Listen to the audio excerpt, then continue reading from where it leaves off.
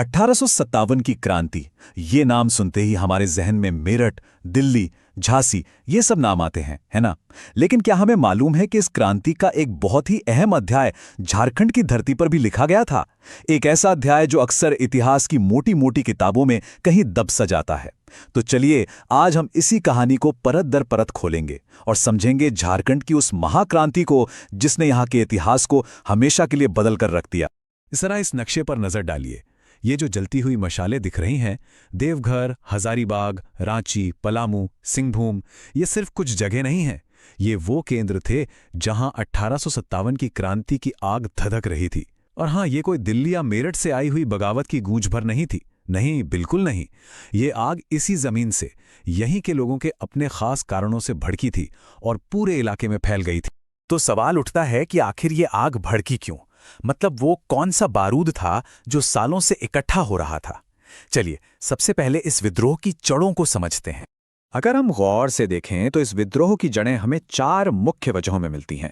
पहला तो था आदिवासियों का शोषण, दूसरा जमीन को लेकर लाए गए नए कानून और टैक्स, तीसरा ठीक 2 साल पहले जो बड़ा संथाल हूल हुआ था उसका असर अभी भी बाकी था, और चौथा जो स्थानीय जमींदार थे वो भी अंग्रेजों से बहुत नाराज थे। मतलब हर तरफ से असंतोष का एक ऐसा माहौल बन चुका था जो बस एक चिंगारी का इंतजार कर रहा था। तो चलिए इन शिकायतों को थोड़ा और गहराई से समझते हैं। देखिए, सबसे पहली और सबसे बड़ी वजह थी शोषण। अंग्रेज तो कर ही रहे थे, साथ में थे दिकू, मतलब जो बाहरी लोग थे, साहूकार महाजन, वो भी आदिवासी समुदायों को बुरी तरह से लूट रहे थे। फिर आया जमीन का मसला। नए नए कानून लाकर, भारी टैक्स लगाकर लोगों से उनकी पुरखों की जमीनें छीनी जा रही थीं। उधर जो स्थानीय जमींदार थे, जिनकी कभी इस इलाके में तूती बोलती थी, अंग्रेजों ने उनकी सारी शक्तियां खत्म कर दी थीं, तो वो भी गुस्से में थे। और इन सब के ऊपर 1855 के संथाल हूल की यादें, वो जख्म अभी भी ताजा थे। उस विद्रोह ने लोगों के दिलों में संघर्ष की एक नई मिसाल कायम कर दी थी। तो माहौल तो पूरी तरह से तैयार था, अब बस एक चिंगारी की देर थी। चलिए देखते हैं कि कैसे ये सुलगता हुआ असंतोष एक भयंकर ज्वाला में तब्दील हो गया। और वो चिंगारी भड़की 12 जून 1857 को। जगह थी देवघर का रोहिणी गांव। यहां तैनात 32वीं नेटिव इन्फेंट्री के 3 सिपाहियों ने बगावत का झंडा बुलंद किया और अपने ही अंग्रेज अफसर लेफ्टिनेंट नॉर्मन लिस्ली को मौत के घाट उतार दिया। बस यहीं से झारखंड में इस महाक्रांति का बिगुल बज चुका था। और ये आग जंगल की आग की तरह फैली। देखते ही देखते 30 जुलाई तक हजारीबाग और रामगढ़ बटालियन के सिपाही भी बागी हो गए। और वो अकेले नहीं थे, उनके साथ संथाल आदिवासी भी आ मिले। और इन सब का एक ही लक्ष्य था, रांची। रांची जो बहुत जल्द इस पूरे विद्रोह का गढ़ बनने वाला था। रांची पहुंचकर विद्रोह को मिले 2 बड़े नेता, ठाकुर विश्वनाथ शाहदेव और उनके जांबाज सेनापति पांडे गणपत राय। इन दोनों ने मिलकर मुक्ति वाहिनी नाम की एक सेना खड़ी की। आते ही उन्होंने गॉसनर मिशन में आग लगा दी और ऐसा माहौल बनाया कि अंग्रेज कमिश्नर डाल्टन को अपनी जान बचाकर भागना पड़ा। अब रांची पर विद्रोहियों का कब्जा था, यह उनका हेडक्वार्टर बन चुका था। रांची तो अब केंद्र बन चुका था, लेकिन ये लड़ाई सिर्फ रांची तक सीमित नहीं थी। चलिए अब इस विद्रोह के कुछ और प्रमुख नायकों और अहम लड़ाइयों पर नजर डालते हैं जिन्होंने झारखंड के अलग अलग कोनों में इस आग को जलाए रखा। कहानी में एक बड़ा मोड़ आता है 2 अक्टूबर 1857 को, चतरा की लड़ाई में। ये एक आमने सामने की बहुत ही निर्णायक लड़ाई थी। एक तरफ थे हमारे विद्रोही नेता जयमंगल पांडे और नादिर अली, तो दूसरी तरफ थी मेजर इंग्लिश और कमिश्नर सिम्पसन की पूरी अंग्रेजी फौज। अफसोस, इस लड़ाई का नतीजा विद्रोहियों के हक में नहीं रहा। उन्हें जबरदस्त हार का सामना करना पड़ा और पकड़े गए लोगों का फौरन कोर्ट मार्शल कर दिया गया। लेकिन पलामू में लड़ाई का अंदाज ही कुछ और था। यहां के हीरो थे 2 भाई, नीलांबर और पीतांबर। उन्होंने चेरो और खरवार जनजातियों को अपने साथ लिया और जंगलों को अपना हथियार बनाया। उन्होंने अंग्रेजों के खिलाफ ऐसा जबरदस्त छापामार युद्ध यानी कि गुरिल्ला वॉरफेयर छेड़ा कि अंग्रेज परेशान हो गए। यहां तक कि उन्होंने बिहार के बड़े क्रांतिकारी बाबू कुंवर सिंह से भी संपर्क साधा था। और जैसा कि हमने बात की, ये लड़ाई सिर्फ आम लोगों या सिपाहियों की नहीं थी, इसमें राजे रजवाड़े भी शामिल थे।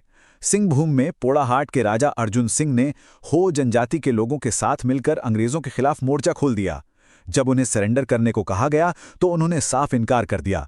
नतीजा, अंग्रेजों ने उनके सिर पर बड़ा इनाम रख दिया। ये आग फैलती जा रही थी। मानभूम और संबलपुर भी इसकी चपेट में आ गए। मानभूम में राजा नीलमणि सिंह को संथालों का जबरदस्त समर्थन मिला और उन्होंने बगावत कर दी। और संबलपुर की कहानी तो और भी दिलचस्प है। वहां के नेता सुरेंद्र शाही हजारीबाग जेल में बंद थे, लेकिन जेल की दीवारों के पीछे से भी वो विद्रोहियों के लिए प्रेरणा का सबसे बड़ा स्रोत बने हुए थे। लेकिन हर क्रांति की एक बहुत बड़ी कीमत चुकानी पड़ती है। अब हम इस दास्तां के उस सबसे दर्दनाक मोड़ पर आ गए हैं जहां हमारे नायकों ने अपनी मिट्टी के लिए अपनी जान कुर्बान कर दी। इन चेहरों को देखिए, ये हैं ठाकुर विश्वनाथ शाहदेव और पांडे गणपत राय, मुक्तिवाहिनी की रीढ़।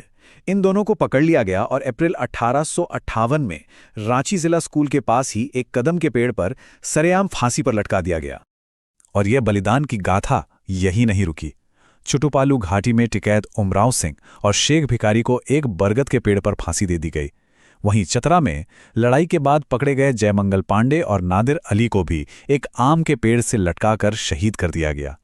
और वो पलामू के शेर नीलांबर और पीतांबर, जिन्होंने भोक्ता, खरवार और चेरो जनजातियों को एकजुट करके अंग्रेजों की नाक में दम कर दिया था, उन्हें भी धोखे से पकड़ लिया गया और कमिश्नर डाल्टन की फौज ने उन्हें लेस्लीगंज में फांसी दे दी।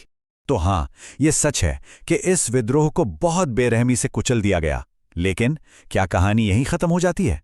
बिल्कुल नहीं, क्योंकि हर अंत में एक नई शुरुआत छुपी होती है।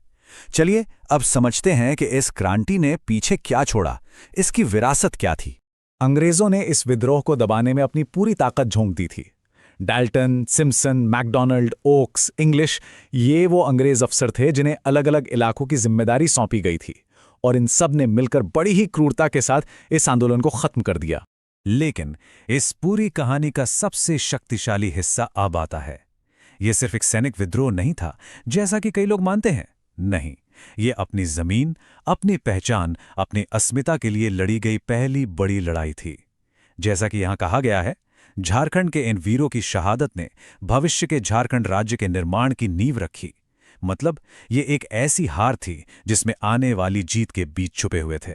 और ये हमें एक बहुत गहरे सवाल के साथ छोड़ जाता है कि कैसे 150 साल से भी ज्यादा पुराना पहचान के लिए किया गया ये संघर्ष आज भी इस पूरे क्षेत्र की आत्मा को, यहाँ की पहचान को परिभाषित करता है। ये एक ऐसी विरासत है जो आज भी इन पहाड़ों और जंगलों में जिंदा है।